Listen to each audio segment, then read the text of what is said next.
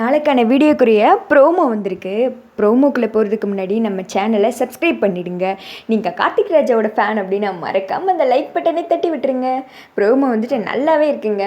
First சீனில் வந்துட்டு கார்த்தி தீபாவும் பேசிகிட்டு இருக்காங்க.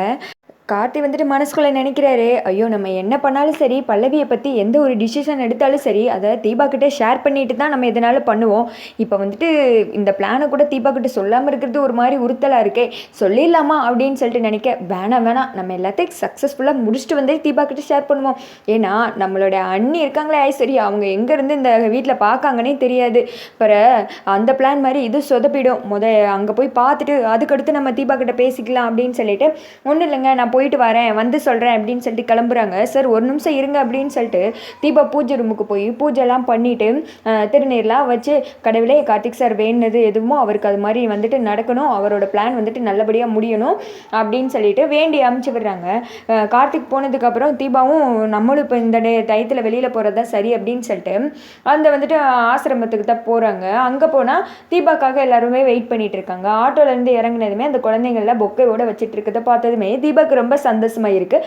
அப்போ அந்த சிஸ்டர்ஸ்லாம் சொல்கிறாங்க, குழந்தைங்களா பல்லவி மேடம் வந்திருக்காங்க அப்படின்னு சொல்ல குழந்தைங்கள் எல்லாருமே ரொம்ப சந்தோஷப்படுறாங்க. உங்கள் முன்னாடி பாடுறதுக்கு நான் தான் கொடுத்து வச்சுருக்கணும், உங்களை பார்க்க வந்ததில் எனக்கு ரொம்ப சந்தோஷம் அப்படின்னு சொல்லிட்டு தீபா சொல்கிறாங்க. அப்புறம் வந்துட்டு குழந்தைங்கள பொக்கே கொடுங்க அப்படின்னு சொல்ல ஒரு கண்ணு தெரியாத குழந்தை வந்துட்டு தீபாக்கு பொக்கே கொடுக்க தேங்க்யூ அப்படின்னு சொல்லிட்டு அந்த பொக்கவே வாங்கி வச்சுக்கிறாங்க. அடுத்து வந்துட்டு வாங்க உள்ளே போகலாம், நீங்கள் உள்ளே வந்து வெயிட் பண்ணுங்கள், இன்னும் கொஞ்ச நேரத்தில் ப்ரோக்ராம் ஸ்டார்ட் ஆகிடும், அப்புறம் நீங்கள் பாடுங்க அப்படின்னு சொல்ல உள்ளே வந்துட்டு குழந்தைங்க எல்லாருமே தீபா வந்துட்டு அழகாக கூட்டு போய் உட்கார வைக்கிறாங்க. அடுத்து நம்ம ஹீரோ கார்த்தியை காமிக்கிறாங்க.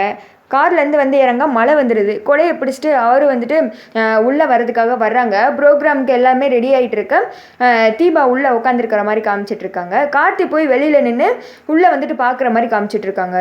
கொடையெல்லாம் மடக்கி வச்சுட்டு சரி உள்ளே போகலாம் அப்படின்னு சொல்லிட்டு போக தீபா வந்துட்டு ஒரு சின்ன குழந்தை, கண் தெரியாத குழந்தைகிட்ட பேசிகிட்டு இருக்கிற மாதிரி காமிக்கிறாங்க.